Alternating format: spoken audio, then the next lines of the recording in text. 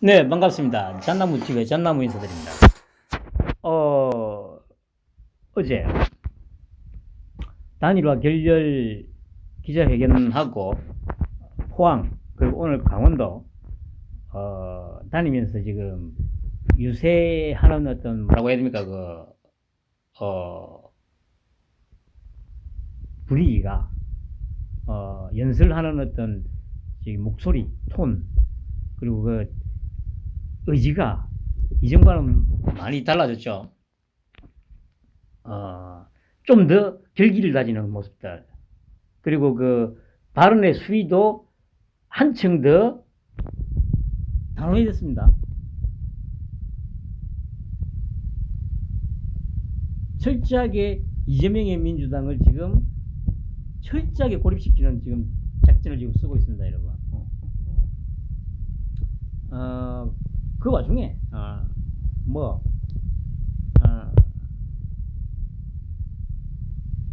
이제 이 윤석열이라는 사람을 이 조금만 파악을 하면 윤석열의 어떤 발언이 어떤 의도에서 하는 건지를 좀 짐작을 할 수가 있어요. 그런데 대부분이 아닙니다. 솔직히 저 자신 있게 말할 수 있지만 저 빼고 전부 다 정치평론이고 한다는 새끼들 그냥 이제까지 자기들이 익숙해져 있던 타성에 젖어 있던 그 여의도 문법에만 익숙하다 보니까 계속 엇발질을 내는 거예요. 분석이 안 되는 거야. 그러니까 뭐 오늘 이 말했다가 내일 보니까 조금 다르잖아요. 그럼 또 내일 또 말 살짝 바꾸고 또 며칠 지나면 또 말이 바뀌어. 그럴 수밖에 없어요. 윤석열이라는 사람이 어떤 사람인지를 파악을 하지 않고 그냥 언론만 보고 그 조중동 뭐 기사 칼럼 사설만 보고 논평을 하니까 제대로 된 그 논평이 나올 수가 없어요. 다른 것보다도 분명한 거는 어제부터였습니다. 부정선거 어제 맞나? 맞을 겁니다. 부정선거 얘기를 직접적으로 거론한 거는 이게 의미하는 바가 이것도 어마어마한 겁니다. 이거 지금 황교안이나 공병호나 가세현이나 이런 새끼들이 부정선거 어쩌고 아무리 씹으러 봐야 아무 의미 없는 거예요. 그거는 그 새끼들 돈벌이 시켜주는 것밖에 안 돼요. 그거는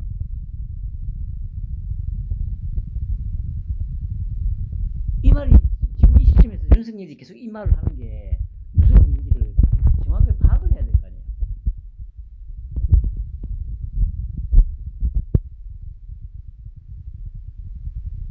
그러니까 어제 마지막으로 남아있던 우리나라의 특히 정치권에 남아있던 최후의 적폐덩어리 안철수를 까발려 놓고 이제 일주일 남았으니까 이제 내일 모레 뭡니까 토론회 한번 하고 이제 끝입니다. 그러면 계속 유세 다니면서 이거밖에 안 없죠. 이제 어제 그 단일화 결렬 기자회견 이후로 일단 보수가 상당히 지금 결집하는 모양새가 나오죠.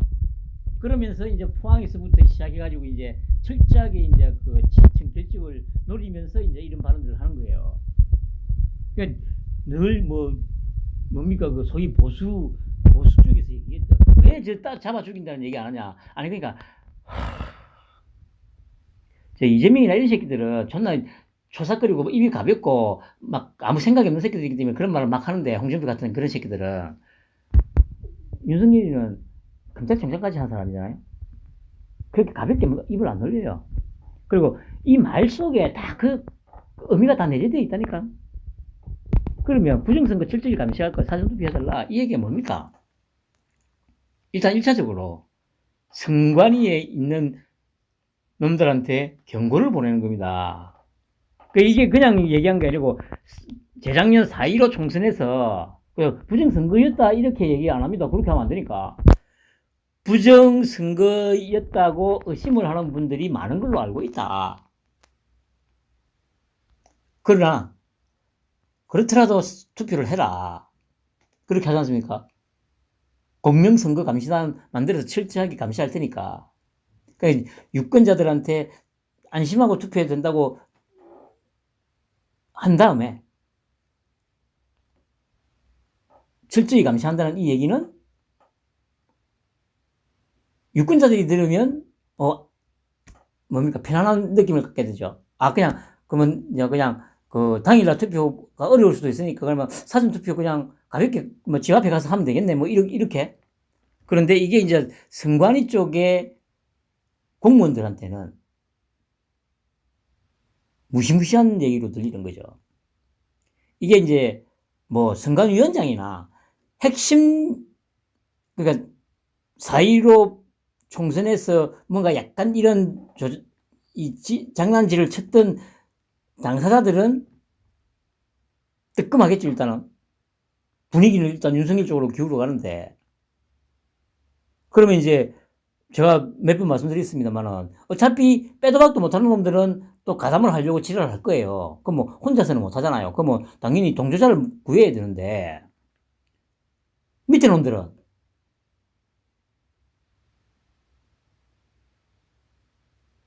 함부로 동조했다가 인생이 날아가고 가족이 날아가고 와장창 가족이 풍비박산 나는 겁니다. 가정이. 그러니까 함부로 가담을 못해요. 이거는 윤석열이가 철저하게 이런 심리전을 펼치고 있는 거예요. 심리전을. 이렇게 강력하게 계속 얘기를 하잖아요, 지금. 열을 남겨두고, 어제부터. 계속 4.15 총선 때 부정선거가 있었다는, 그러니까 윤석열이가 이 말을 할 때는, 윤석열이가 어느 정도 확실한 뭔가를 쥐고 있다는 얘기예요. 검찰총장까지 했던 사람 아닙니까? 평생을 검사만 했던 사람 아니에요. 그 검사만 했던 사람이 뭔가 없이 함부로 이런 얘기를 하겠습니까? 이렇게 계속 얘기를 하는 거는 저쪽 특히 선거관리위원회 쪽에다가 내가 재작년 그래 총선 때 너희들이 장난질 한 거 증거 내가 갖고 있는데 또 하다가 만약에 장난질 치려고 하다가 걸리면 너희들 다 껍질을 벗기겠다 이 얘기잖아요. 그러니까 당연히 최고위층에 있는 새끼들은 그래도 하려고 지랄할 거예요. 왜냐? 어차피 안 한다고 해서 지들이 살아날 수 있는 게 아니거든. 어차피 걔들은 죽을 게 확실하기 때문에 어차피 그래 이래 주나 저래 주나 또 해야지. 그런데 문제는 2년 전에는 그렇게 하자고 했을 때 분위기도 어차피 제가 이전에 그랬잖아요. 총선 전에 다대표 형님하고 얘기 다 됐다니까. 160석은 나온다고. 그 당시에 민주당이. 그런데 그래 생각보다는 좀 더 많이 나왔죠. 그래서 제가 계속 얘기하잖아요. 그거는 처음에 민교인가 그 새끼가 프로그램을 조작했다. 그래. 그러니까 그게 이제 사람들이 못 받아들이는 거예요. 사람들이. 똑같은 예로 제가 몇 번 얘기했죠. 5.18 폭동이라고 얘기하는데, 그래, 저도 지금은 확실하게 폭동이 맞다고 생각을 해요. 그런데 이거를 일반 대중들한테 접근을 할 때 어떻게 해야 됩니까? 지만원이 그 새끼 보면 뭐라고 해요? 간첩이 600명 내려왔다고 하잖아. 아니, 간첩 600명이 어떻게 내려오냐고. 진짜, 씨. 누가 들어도 그거는 말이 안 되잖아. 그러니까 사람들이 듣기가 싫은 거야. 처음부터 너무 말이 안 되는 소리를 씹으리니까. 그럼 예를 들면, 그래, 5.18이 폭동이다 얘기를 좀 논리적으로 사람들한테 좀, 주입시키려면,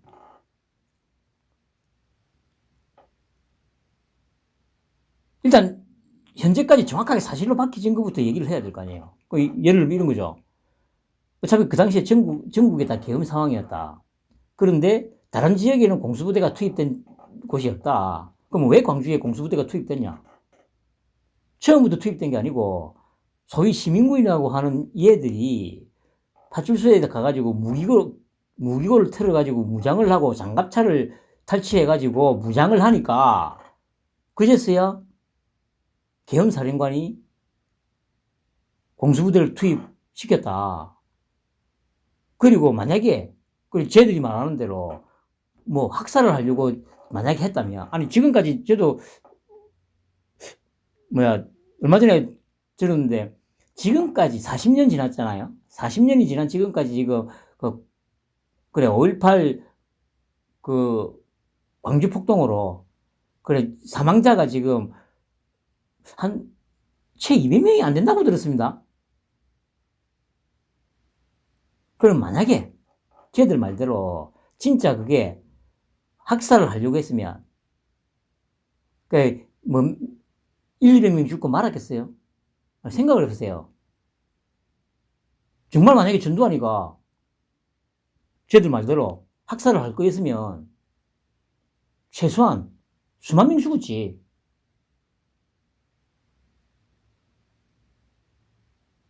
그런데 40년 동안 그렇게 우려먹고 해가지고 겨우 나온 게 사망자가 아마 저도 정확하게 기억은 안 나요. 한 200명이 채 안 된다고 들었습니다. 사망자는. 그게 무슨 학살입니까, 여러분? 그러니까 이런 식으로 정확하게 사실로 밝혀진 걸 가지고 조금씩 접근을 해가지고 이 쟤들의 논리를 반박을 하면서 깨트려야 되는데 밑도 끝도 없이 간첩 600명이 내려왔네. 이런 얘기를 하니까 사람들이 듣기 싫은 거야. 나도 듣기 싫어, 씨발. 말이 안 되잖아. 간첩 600명이 어떻게 내려오냐고. 뭘 타고 내려와? 간첩 600명이. 한두 명도 아니고.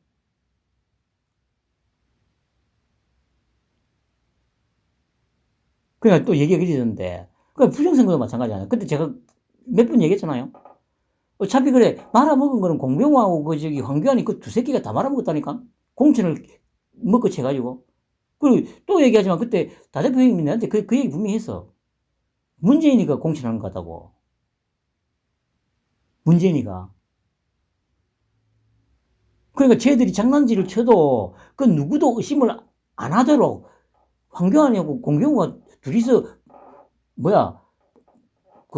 멍석을 깔아줬다니까? 장난질 치라고. 그러니까 확실하게 오차 범위를 벗어나서 이기는 것, 지는 것은 절대 못 건드린다니까. 그러면 오차 범위 내에서 이기고 있는 곳에 집중. 그 다음에 이제 순차적으로 그렇게 장난질을 친 거죠.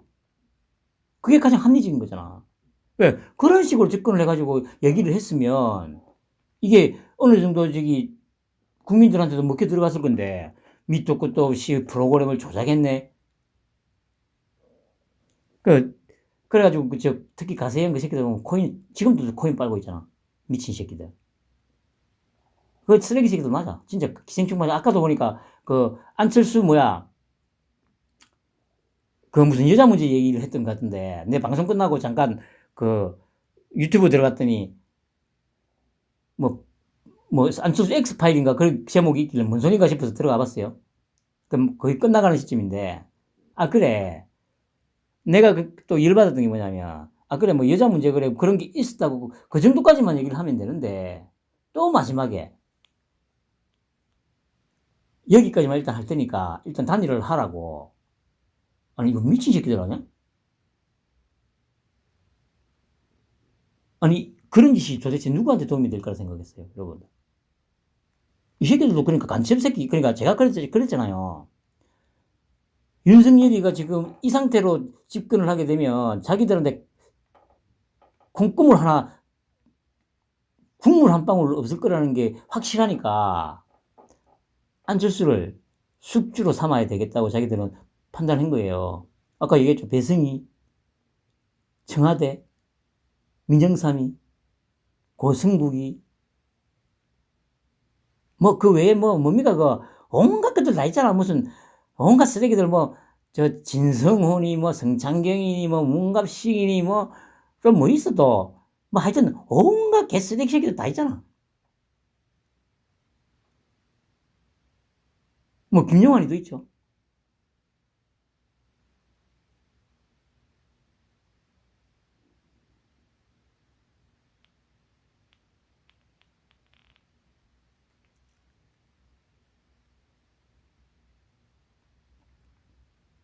단일화는 끝났어요. 그러니까 이 가세현 이 새끼들이 결국에는 그럼 뭐 어차피 자기들도 뭐 A씨 왜 이렇게 된 거 그냥 에이 끝까지 한번 분탕이나 쳐보자 이 심리인 것 같더라고요. 제가 말씀드렸듯이 뭐 어떤 형태로든 유튜브 쪽에 뭐 좀 정리가 분명히 있을 것 같아요. 물론 그걸 뭐 저기 직접 뭐 저기 뭐 한동훈이가 뭐 직접 어디 지시하고 하겠습니까? 저 어디 그냥 초임 검사한테 그냥 저기 툭 던져주면서 네가 좀 여기 한번 좀 해봐라. 뭐 그러면 걔도 뭐 에이씨 그래도 나 검사인데 이런 거 하나 그리고 경찰에다 던져주겠지. 야 경찰 너희들 알아서 해라.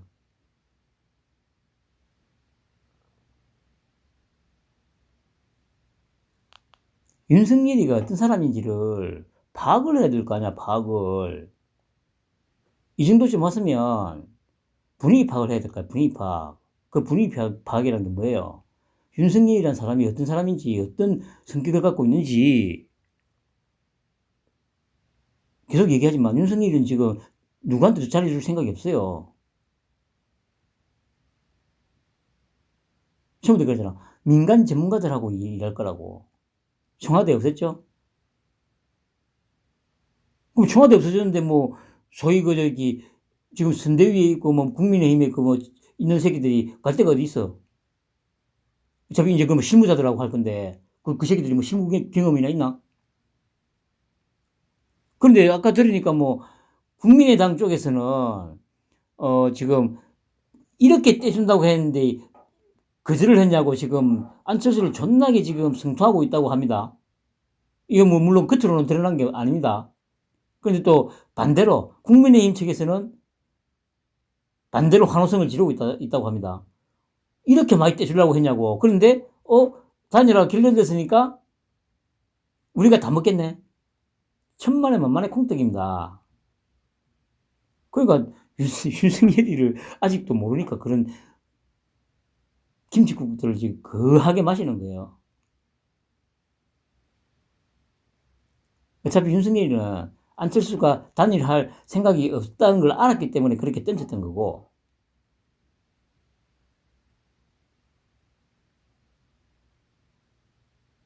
그리고 안철수의 민낯을 어제 기자회견으로 낱낱이 까발렸고. 그리고 그래 얘기가 또 길어졌는데 아무튼 일단 취임을 하면 뭐 방향은 딱 정해져 있어요. 1년 동안은 대장동, 백현동 요쪽 싸그리 훑을 겁니다.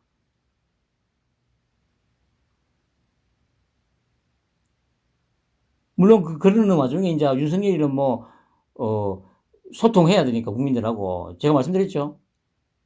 뭐 사저하고 저기 그 광화문 왔다 갔다 하면서 한 번씩 남대문 시장 퇴근할 때 남대문 시장 들렀다가 골든벨 한번 치고 장 봐가지고 집에 들어가고 뭐 이런 쇼 뭐 가끔씩 하고 이러면서 한동훈은 열심히 쓸고 그리고 한 1년 동안 그렇게 해가지고 경기도 이재명이 싸질러 놓은 거 정리 좀 하고 그러면 이제 딱 대선이 1년 총선이 1년 남잖아요. 그때부터 언론이 동원되어서 이 부정선거 4.15 총선 부정 관련된 자료들을 슬슬 풀면서 언론에서 계속 1년 동안 떠드는 거예요. 그러면 지금의 민주당은 완전히 날아가는 거죠. 그래가지고 저 새끼들을 지금 소위 좌파 운동권뿐만 아니고 좌파라는 새끼들 완전히 쓰레기 새끼들이구나. 국민들한테 1년 동안 언론을 동원해서 부정선거 주입을 시켜놓으면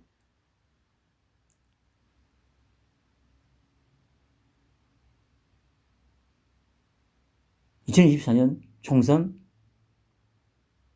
끝나지. 아니 그리고 이제 어차피 그 취임하고 바로 한 달 후에 지방선거 아닙니까? 당연히 뭐 지방선거도 거의 다 이제 석권하겠죠. 그래 놓고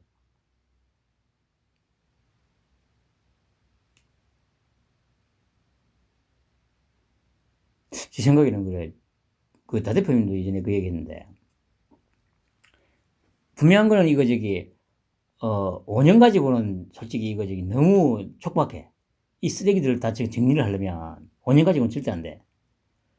그러니까 방금 제 얘기대로 이런 식으로 해가지고 지방의회 장악하고 부정선거로 이슈몰이 해가지고 저 새끼들 완전히 개새끼로 만든 다음에 모조리 몰살시켜버리고 2024년 총선에서 3분의 2 이상을 획득하는 거예요. 그래가지고 개헌을 해야지. 너희들 개헌 좋아했잖아, 씨발놈들아. 뭐 4년 중임제 뭐 이런 거. 그러면 저는 잘 모르는데 그래 그게 그렇게 개헌을 하면 그러니까 개헌되는 시점부터 다시 적용이 된다고 하는 것 같더라고요. 그렇기 때문에 최대 윤석열이가 12년을 할 수 있는 거죠. 12년을. 다시 처음부터 시작하는 거니까.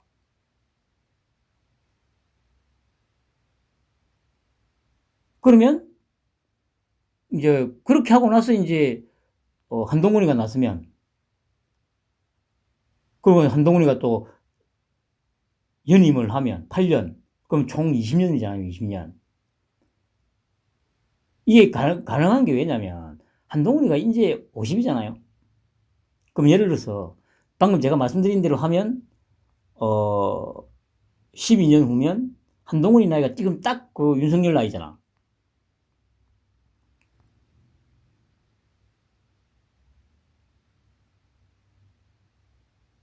물론 흔히 말하는 뭐 저하고 다 대표님의 내피셜이긴 합니다만은 뭐 불가능할 건 없어요. 그리고 지금 이 온갖 쓰레기들을 다 좀 치우려면 저 빨갱이 새끼들이 뭐 20년이니 막 이런 얘기 했듯이 그러니까 지 새끼들은 그냥 저것들끼리 해쳐먹으려고 그렇게 하자고 했던 거고 정말 제대로 청소를 하고 정말 좀 진짜 전 세계에서 우뚝 서는 진짜 반듯한 나라가 되려면 그런 게 좀 필요하다고 저는 생각을 해요. 그리고 윤석열이가 대통령이 되면 솔직히 지금 현재 전 세계의 지도자 중에서 가장 강력한 카리스마를 가진 똑똑하고 카리스마 있는 대통령이잖아요. 미국도 보세요. 미국이 그러니까 그 미국의 저 침에 놓인 바이든이 저렇게 개분탕을 치고 있어도 그래도 굳건한 이유가 뭡니까? 시스템이 그래도 아직은 건재하기 때문에 그런 겁니다. 시스템이. 우리도 그 미국 이상의 시스템을 갖출 수 있다는 거죠. 윤석열과 한동훈으로 이어지는 제가 생각할 때는 물론 뭐 개헌을 해서 그 연임을 뭐 헌법을 고칠지 안 고칠지 그 부분은 저는 잘 모르겠습니다만은 분명한 거는 윤석열의 머릿속에는 지금 리셋 코리아 박정희의 그 산업화 뭐 솔직히 이제 굳이 좀 분류하자면 산업혁명이지 않습니까? 산업혁명 박정희는 그 자기는 이제 산업혁명을 뛰어넘어서 4차 산업혁명 그 이상을 그러니까 단순히 일반 산업에만 적용하는 게 아니고 정치적인 부분에 있어서 혁신을 이뤄내겠다는 그런 강력한 의지를 갖고 있다는 겁니다. 그게 지금 윤석열이에요.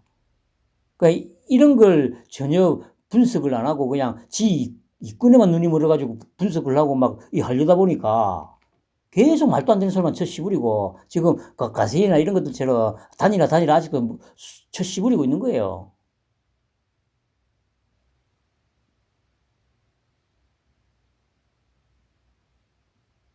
펜 한번 보내시기 바랍니다.